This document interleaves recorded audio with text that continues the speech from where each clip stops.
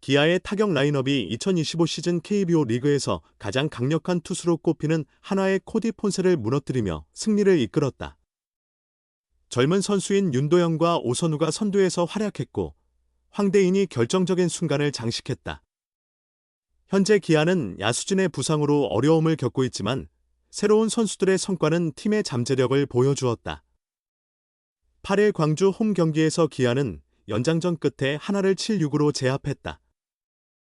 초반 2-5로 뒤처졌으나 경기를 연장으로 이끌었고 10회 말 상대의 실책을 틈타 끝내기 승리를 거뒀다.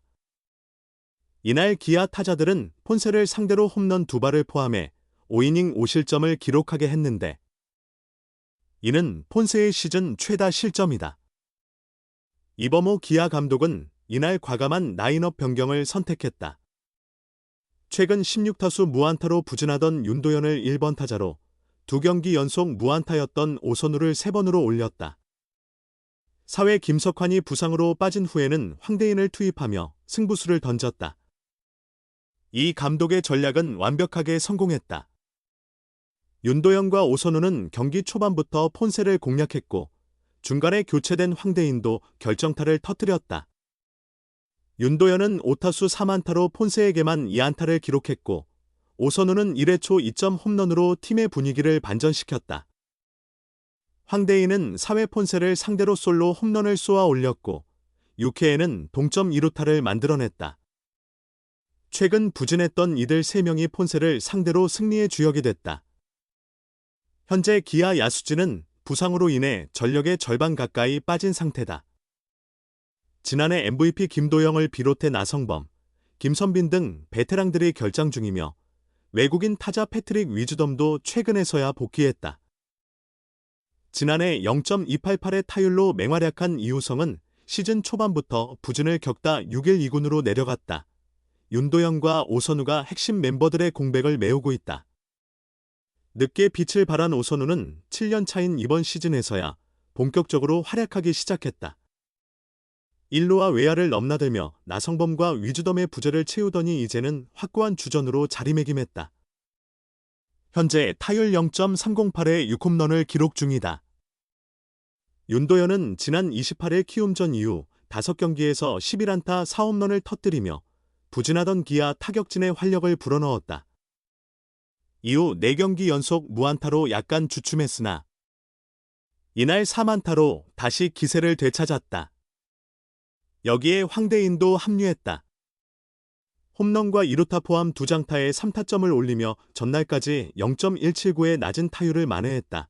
주요 타자들의 연연, 부상은 팀에게 당연히 위기다. 하지만 1, 2군을 오가며 보조 역할에 머물렀던 다른 선수들에게는 새로운 기회이기도 하다. 김도영 등 부상 선수들의 복구까지는 아직 한 달 정도 더 소요될 전망이다. 기아의 6월은 참아내야 할 시기다. 동시에 신인들의 성장 혹은 깨달음을 위한 달이 될 수도 있다. 윤도현, 오선우 등이 더욱 성숙해지고 부상자들이 무사히 돌아온다면 시너지는 배가 될 것이다. 지난해 기아를 상징했던 한 번부터 9번까지 공격적인 타선을 다시 구축할 가능성도 그만큼 높아진다. 기아는 폰세를 제치며 한화와의 3연전을 2승 1패로 종료했다. 주중 두산과의 3연전 2승 1패에 이어 2연속 위닝 시리즈를 달성했다. 승률 5할 근처를 맴돌고 있지만 상승 기류를 탈 수 있는 발판은 마련했다. 기아는 10일부터 삼성과 광주 홈에서 3연전을 치른다. 13에서 15일 주말 3연전은 창원 원정에서 NC와 맞대결한다. 욕심이 앞서면 꼬이고 마음을 비우면 잘 풀리는 게 야구의 묘미다. 기아 타이거즈의 우타 강타자 황대인이 결정적인 순간을 장식하며 팀의 위닝 시리즈를 완성했다. 그것도 리그 최정 상급 투수를 상대로 추격의 솔로포를 장렬시켰다. 여기에 더해 동점을 만드는 2루타까지 추가하며 팀 승리의 주역이 됐다. 8일 광주 기아 챔피언스필드에서 펼쳐진 한화 이글스와의 경기에서 연타 3타점을 기록하며 7-6 승리를 이끌었다. 팀은 사흘 연속 한 점 차 승부, 이틀 연속 연장전 접전 끝에 2시리즈 연속 승리를 따냈다. 이로써 시즌 성적은 31승 30패 1무로 균형을 맞다. 최근 4경기 연속 무안타로 선발 라인업에서 제외되기도 했다. 하지만 이날 경기 중 예상치 못한 변수가 발생했다. 좌익수 김석환이 펜스와 충돌하며 어깨 부상을 당한 것이다. 진단 결과 염좌로 판정됐고 그 자리에서 교체됐다. 이에 오선우가 좌익수로 이동하며 갑작스럽게 일루수로 출전하게 된 황대인. 이 결정이 경기의 전환점이 됐다. 2-5로 뒤지던 4회 말 하나의 에이스 코디 폰세를 상대로 154km/h 직구를 받아쳐 120m 저울솔로 홈런을 장렬시켰다. 636일 만에 시즌 첫 홈런이었다. 6회 말 1-4-1, 3루에서는 박상원의 포크볼을 노려 좌중간을 가르는 동점 2루타를 만들어냈다.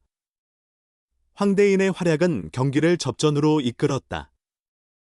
8회 초 5-6으로 역전당했지만 8회 말 다시 동점을 만들었다. 결국 연장 10회 말 한화 3루수 노시환의 악송구를 틈타 끝내기 득점을 기록하며 7-6 승리를 완성했다. 황대인의 3타점 활약이 승리의 발판이 됐다. 황대인은 급히 출전하게 되어 많이 떨렸다. 폰세 투수가 강력한 구위를 지녀 분석 시 직구를 집중적으로 노리라는 조언을 받았다. 직구 한 개만 보고 무조건 앞서서 휘둘렀다. 정말 운이 따라줬다. 폰세의 공은 정말 훌륭하다.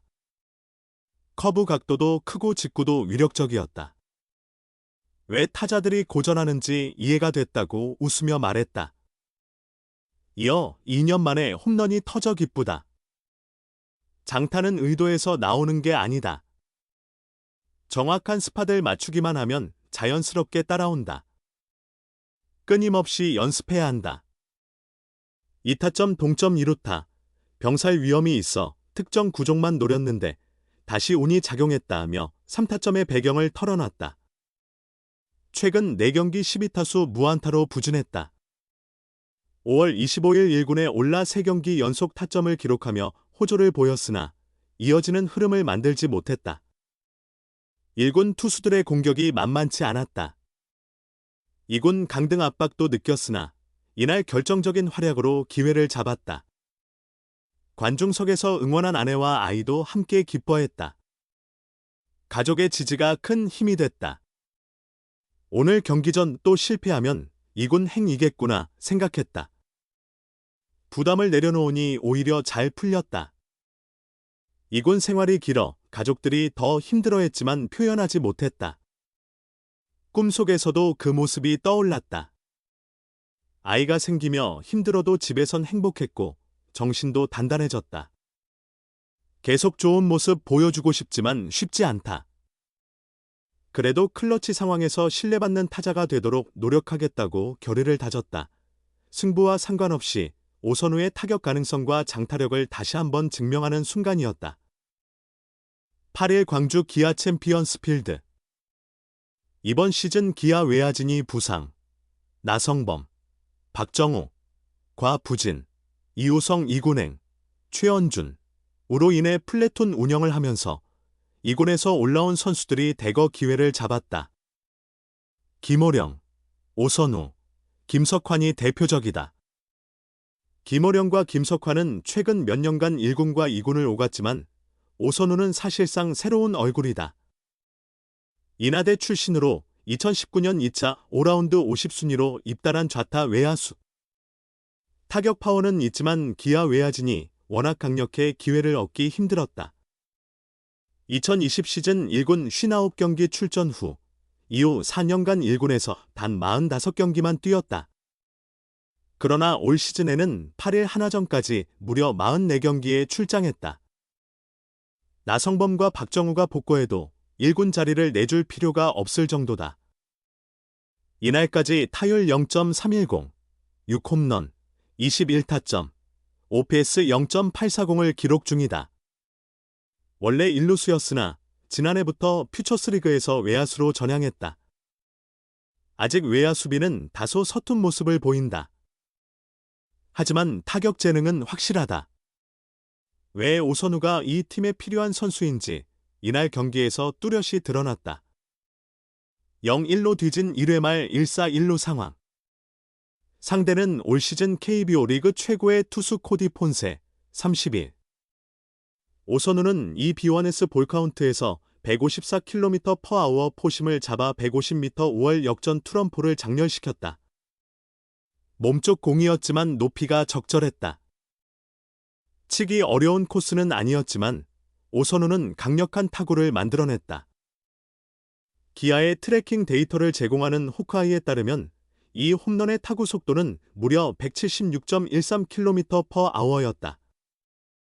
탁월한 수치다. 기아는 오선우의 투런포에 이어 황대인도 4회 솔로 홈런을 추가했다. 폰세에게 시즌 5, 6호 홈런을 허용시켰다. 그러나 폰세의 빠른 공을 안타로 연결하는 건 결코 쉬운 일이 아니다. 이날까지 좌타자 상대 피안타율 0.192, 우타자 상대 피안타율 0.161이었다.